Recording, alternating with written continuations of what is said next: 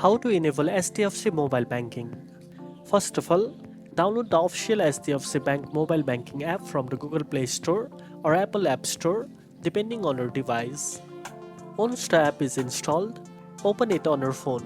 On the welcome screen, tap on Let's Begin, then select your account type, whether it's an Indian resident account or an NRI account.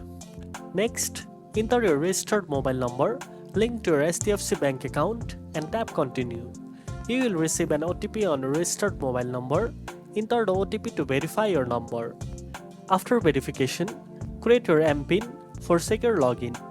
Make sure to choose a strong MPIN and keep it confidential.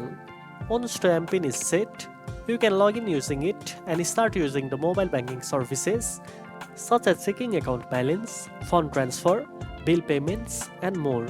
And that's it. Now you know how to enable HDFC mobile banking. If you found this video helpful, don't forget to like, share, and subscribe for more useful banking and finance tips.